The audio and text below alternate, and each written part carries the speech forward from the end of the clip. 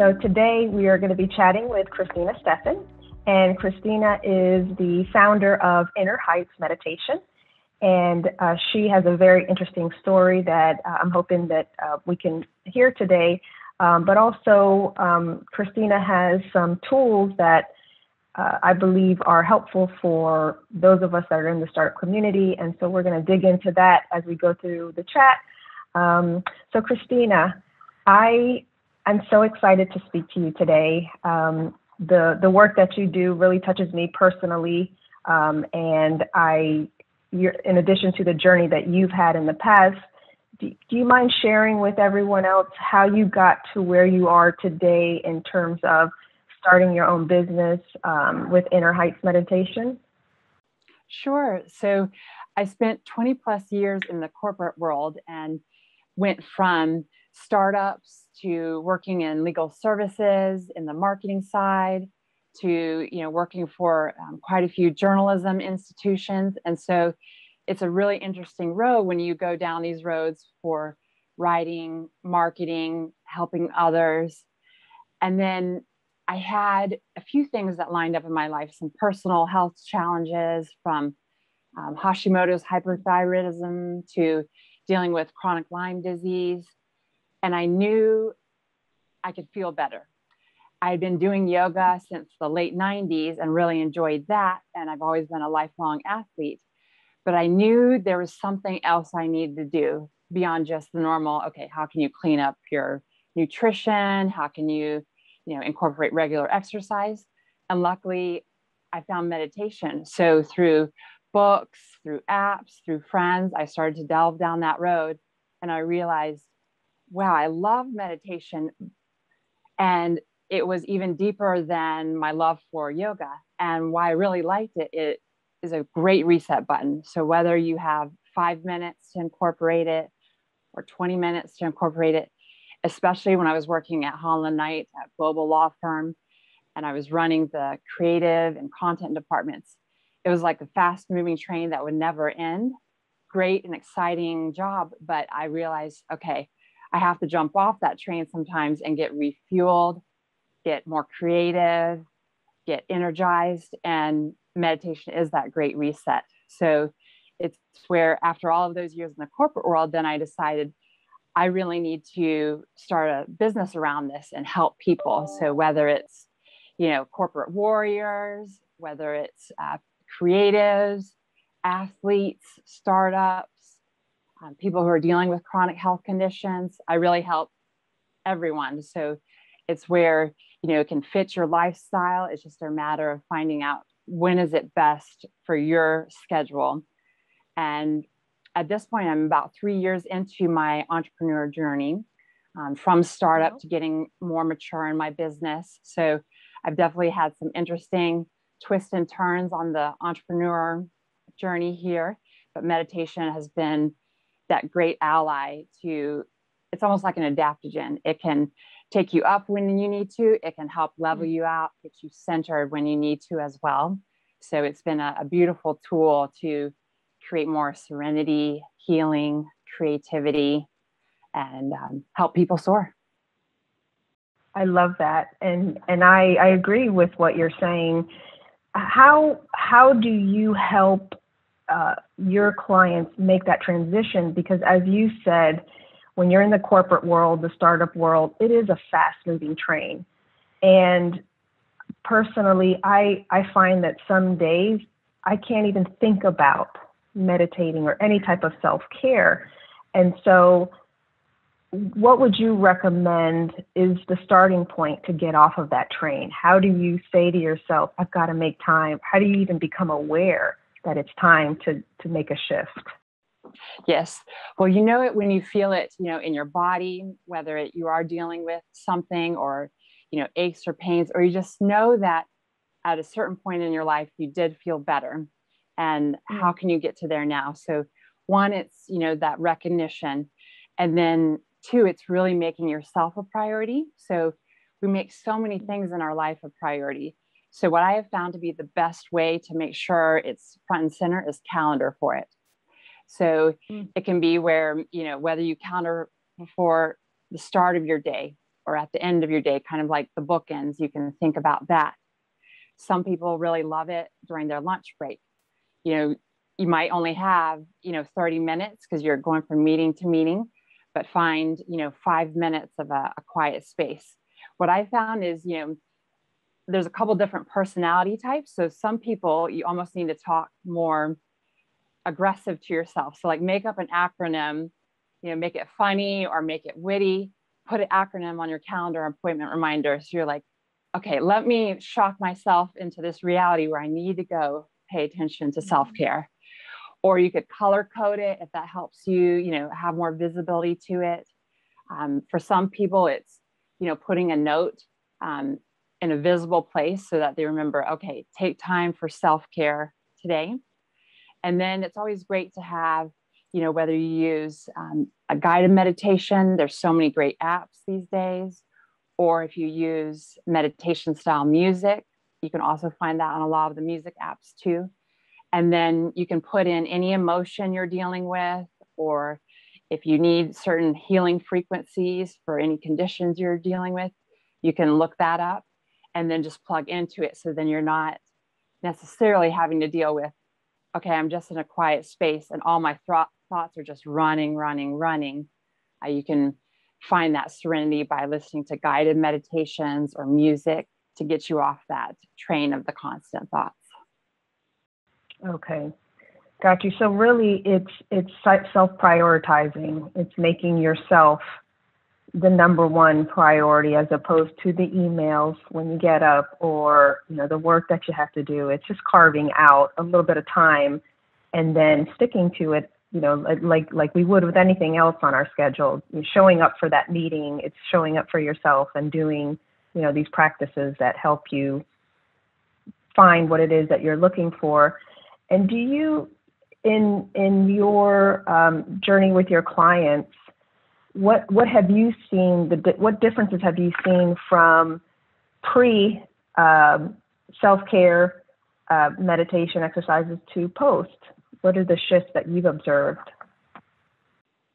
There are so many benefits to it. So, there's different metrics, so to speak, that you can look at. So what some of the data shows is that once you've developed, let's say, a 6-week regular practice, and we all know real life happens. So, even say you have a goal of 6 weeks, you might not meet it every day, but, as long as you're getting it a handful of times each week, you're still getting the benefits of it. So you definitely get body benefits. So the initial things that you start to feel is that your parasympathetic nervous system gets more coherence. So what I mean by that is you start to feel calmer, kind of that fight or flight feeling that we feel like, okay, I've got to rush to something, or it's really urgent, or it's, dire.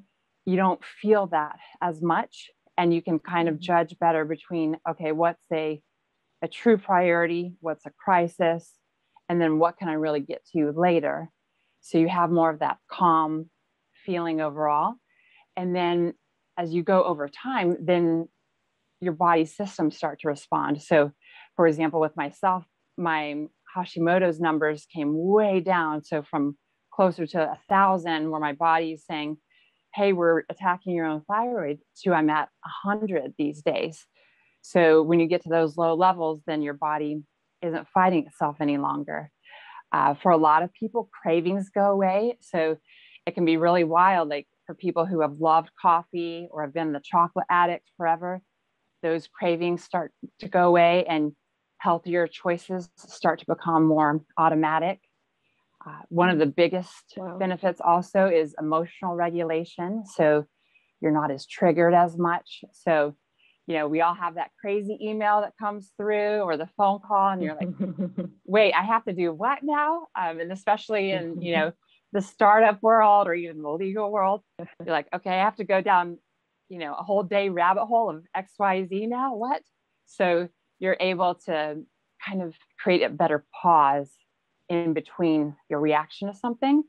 And therefore you're really able to consult your higher self that gives you a moment to tell you, okay, what is in my best interest? What is in this person or group I'm dealing with, what is in their best interest. So you're looking at things more holistically for what they are versus putting perhaps, unrealistic expectations on things. So there's so many benefits, from the body to personal relationships to removing suffering. That's really the bottom line. So that, whether it's the triggers, the body woes, to just sometimes the societal expectations we're all, racing against, a lot of that starts to quiet down, because you do realize more of the true priorities and what matters, what you can do versus what you should let go of. So it's a beautiful practice that keeps unfolding. Some days you get a lot of insights and a lot of healing. Other days it's more regular maintenance, but it is fun to watch how your journey helps you immensely over time. Wow. Yeah. I mean, what you're saying is powerful. And is there a certain amount of time that you would recommend? I know that you have said it could be as little as 5 minutes and sometimes even more. Could we get the benefits even if we said, all right, I got 5 minutes, 3 days a week? Will we see changes if we dedicated at least that to our practice of self-care? Definitely. And that's where, some people need to do it more in stealth. We all live busy lives, and, you might need to do it in your car. So what a lot of parents, for example, do, say they're in their work environment and then coming home, they'll do it in their car right before they step back in. Now, what you want to do is set a timer so that, okay, in case you would fall asleep or, get into a really chill zone, you're not there, for hours on end. But you could think about that. Even when you're waiting at the doctor's office, in a grocery store line, as long as you're not going to fall asleep. In meditation, you're more in that just under the layer of your subconscious. So you're more aware. You just don't have your eyes open. So that's where you can kind of think of, okay, these other times where I'm just maybe scrolling on my phone or wondering what to do, you can actually fit in meditation there. So it's kind of fun to see how to incorporate it that way. And then some people do want to make it more of a fun exercise with their families. So if you have kids or, roommates or your other half, try to see if they'd be interested, because then you can make it, more of an accountability exercise with each other, something to look forward to, and, explore different styles of meditation together. So yeah, even 5 minutes, it'll help you get in sync with your breath, because most of us aren't breathing deep enough. And then that's where you get the more feeling of overwhelm, and, you have so much on your plate. So even that 5 minutes, taking 3 deep breaths, can help you reset a lot. Okay, that's good. That's good to know. Even if we start baby steps, then Yes. At least we're making progress.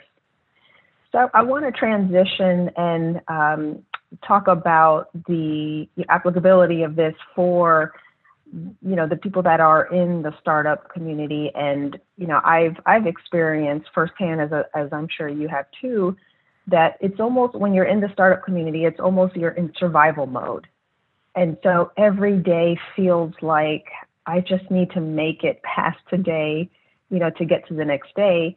And so, and it becomes almost sort of the culture of the startup community, where we're all saying to each other, we have to grind, this will have a payoff in the end, just, keep pushing until eventually someone breaks. And so,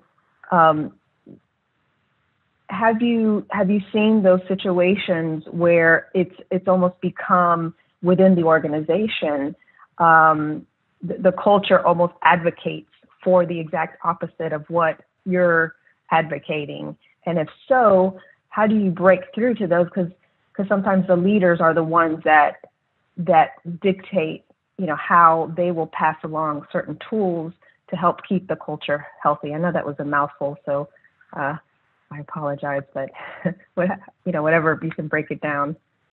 Sure, it's a really great question and point.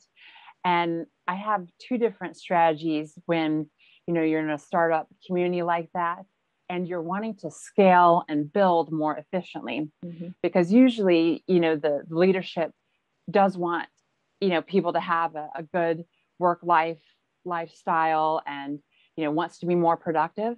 So I know it sounds counterintuitive at first, but mm-hmm. taking that 20-minute break, and what I find in the startup world can be really helpful, is it's somewhere in that lunchtime afternoon zone, mm-hmm. so that you can really have the back half of your day feel ultra productive and really refreshing. So really you have to come at it from a productive standpoint. So even though you're unplugging for 20 minutes, I promise really everyone that when you unplug, you'll be, really minimum like 20 times more productive after it, because your body has truly reset itself. So you'll get more insights. I always get more problem-solving ideas after meditation, whereas you might have, reached a wall or just, kind of exhausted all ideas pre-meditation. And then the other thing that's helpful with meditation and being in the startup community, think about yourself like an athlete, and then the startup like a whole team. And it's where, if we think of athletes, they're training and then they're going out to the game performing at extremely high levels, but then they get, the rest and recovery breaks. So we can really bring that metaphor over to the startup community and treat ourselves like that athlete. So, being the startup athlete, and okay, I'm going to do 6 work sprints today. So my first sprint is going to be, how do I, take the business plan to the next level. My second sprint is going to be on finance. My third sprint is going to be on networking, how you have your day laid out. But in between each sprint, then you can fit in a refresh break. So like the athlete, they'll have more time to, take days or, sometimes even months, because we know they have seasons.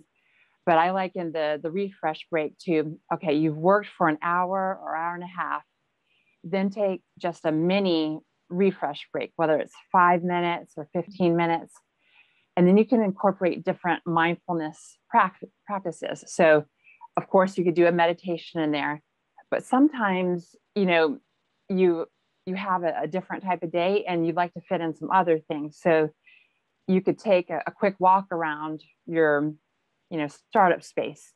That might be a good time to do more of a walking meeting with a colleague, because a walking meditation is really helpful too. Of course, it's great for your body, kind of changes up the rhythm. You're getting away from the computer screen. So you're getting different stimuli that way. Your brain really appreciates stepping away from the computer for a few minutes. So walking around, whether it's solo or a walking meeting, can be really helpful to feel more refreshed.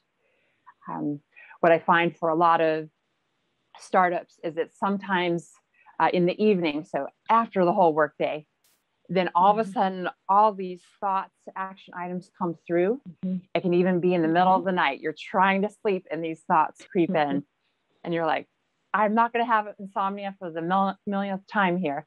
So what I recommend is journaling. So whether you do it digitally or go old school, because sometimes the brain just needs to get out the thoughts. So that you just write down whatever is on your mind, then you'll feel like it's not taking a hold of you like the hamster that's going on the wheel eternally. So journaling can be extremely helpful. So then you can get back to what you are doing, get back to sleep if it's the middle of the night, and then it'll be there for you when you can pay attention to it. Because it's sometimes just the brain is wanting to get out these things, and we're trying to tame it in another way, but really the act of getting it out on paper or digitally can help you immensely.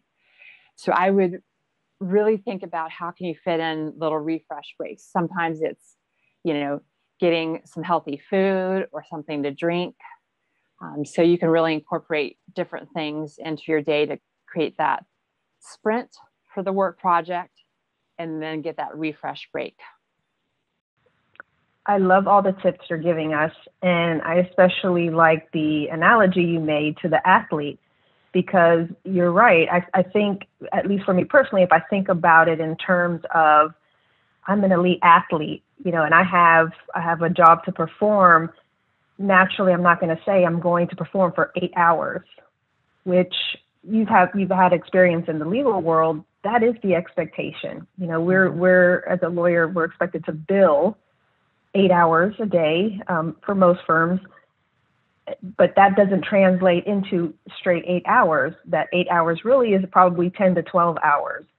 And so most of us high achievers, we try to reach that goal every day. I'm putting in 12 hours, and then by probably Wednesday or Thursday, I personally see a dip in my performance because I'm training hard. It's not even training. I'm working hard, working and pushing, and I haven't given myself that break. But if we perform and train and you know, mimic behaviors that athletes do, it works. You know, it works for them. And so I loved you making that connection, you know, as well as the other tips, because you're so right. I hear a lot of our clients talk about, you know, at the end of the workday, it's, you know, 10, 11 o'clock at night. And right when they're supposed to put their head down on the pillow, this flood of thoughts. And so we get text messages or emails, you know, instead of journaling, we'll start shooting things out, and really 10 or 11 o'clock at night, I know I'm not at my peak. Anything that comes out of my head at that time needs to be, you know, written down before I send it out into the world. So I love all those tips. And for people who manage, you know, have people underneath them and they're managing, I think it's a message that I'm sure staff would love to hear, to say it's okay to take a break. You know, it's okay to have self-care. And yes, you have these goals, but achieving them can be achieved in healthier ways, and, you know, having tools in your tool belt to get there. So I really enjoy that. Is there anything that I didn't ask that you want to share and maybe give to viewers that, hey, this is either the one or top 3 things that, you know, that definitely I would recommend as someone who's walked that journey and, you know, who has seen the difference, of seeing the transition from pre-self-care to post? Sure. So that's where, you know, in the startup community, you're dealing with wearing so many hats at one time. So I would advocate, you know, there's some simple micro practices you can include too. So some things are as simple as giving yourself a minute to arrive.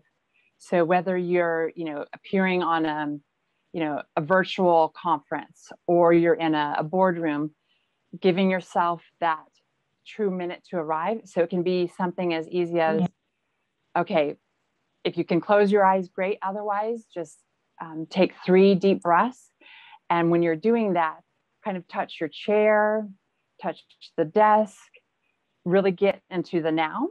So that you're leaving anything that you came from or that to-do list behind, so you can be more fully in the present.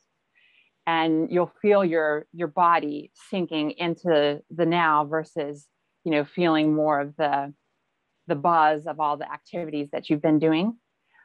Another good micro practice to do is to check in with yourself, and you can do a head, body, and heart check-in. So this is another mini meditation. You can close your eyes or keep them open, whichever is best for you in the setting. And so when you're checking in with your head, it's really, what thoughts are present? What am I feeling today? With the body, is the body giving me any sensations or telling me something? Because you don't want to keep suppressing that and ignoring it. And then it's checking in with your heart, so that you're being more authentic to yourself, speaking more from your heart, speaking your truth. And that just really takes 3 breaths itself as well. And so that can really help you connect better with, yourself, with the audiences that you're dealing with, so that things are more authentic and real for you. And it oftentimes helps to connect with people better too. In the startup world, you can kind of be at polar ends of the spectrum. You could be, having a great connection with someone and wanting to build a network and deepen collaboration, or you could be, in that frustration zone. We've all been there. Something crazy happened to your website, or you get a random email and you have to really troubleshoot something. So there's a micro practice called Shift to Connection. And it's another thing with just 3 breaths. So the first one, you take the breath to help settle your mind. The next breath you use to think about, okay, what's something similar between yourself and either this person or this problem? And then the third breath, offer kindness.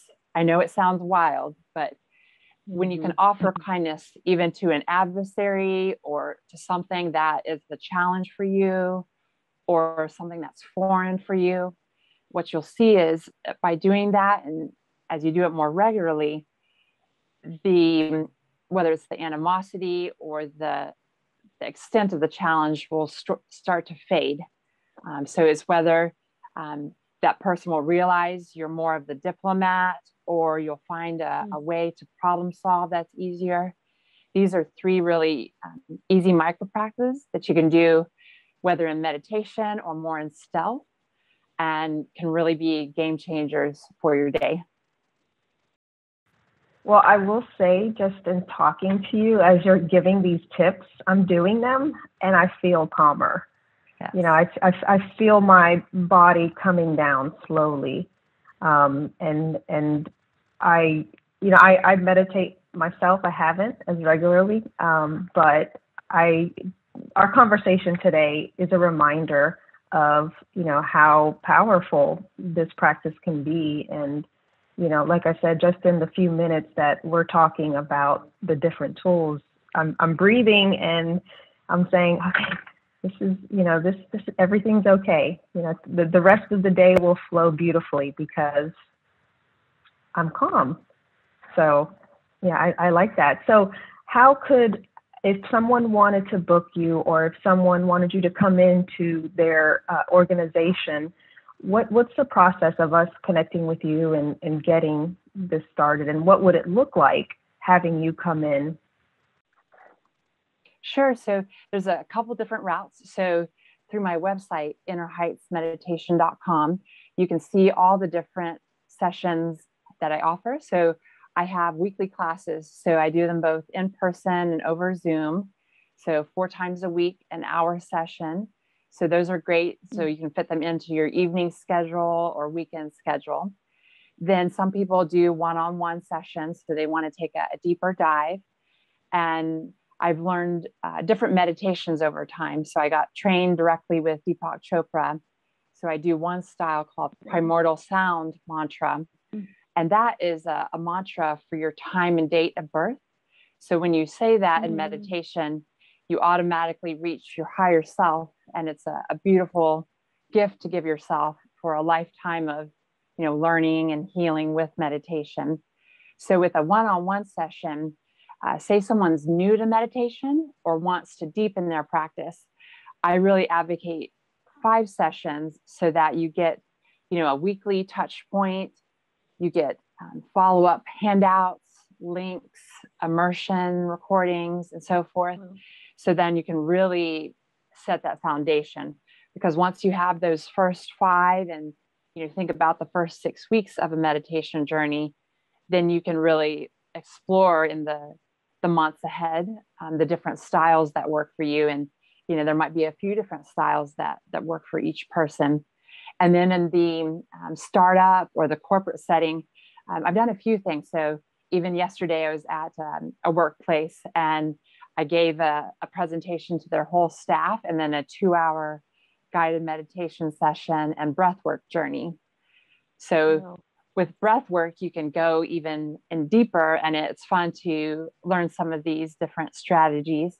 So you pair breathwork at the beginning and end, and then have meditation in the middle of it. So then you're getting that deeper reset and healing. And I always give handouts and takeaways. So you'll have daily practices that you can start to incorporate.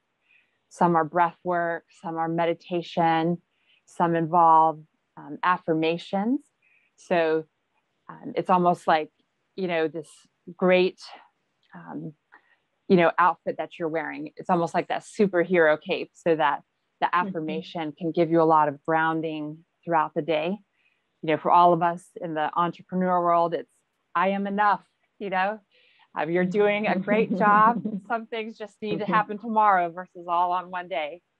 So I really tailor it for the groups that I work for, so that you can really address the goals and concerns, whether it's on a individual or team or company level.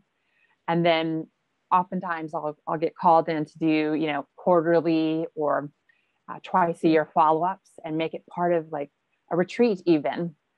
So whether it's a staff appreciation week or a yearly appreciation sort of event, I also do those. And I'm always so happy that employers are starting to expand this offering and service, because it is a huge part of our mental health. And I'm glad there's more of a conversation around it and more access to it. Yes, I agree 100%. Well, thank you so much for imparting all of your knowledge and your experiences. I agree with what you're saying. As an employment lawyer, I'm also happy to see that we're starting to recognize the patterns, the unhealthy patterns, and taking steps to address it that don't always require taking pills or anything, or something that may not align with your body. So I really appreciate everything that you talked to us today. And I hope we can chat again, because as I said, there's just so many things that I want to dive into with you, but I appreciate your time today. Thank you. Yes, thank you so much for your time. And of course, you all can find me on Instagram and Facebook, and it's where I can always come to you as well. So some people want me to, come via Zoom or in person. So I've traveled extensively around the United States to help people as well. So don't be shy. I'm definitely here to help. And, there is a way to carve out more time for yourself. So just keep making yourself a priority. I know some days are hard, but when there's that calendar reminder, even if you have to move it to the next day, eventually you'll be able to make it. And then as you start to get more of it, you'll realize, why did I do this sooner? So just keep making time for you, because there's only one of you. Thank you. I feel like you're talking directly to me right now. Yes. Thank you.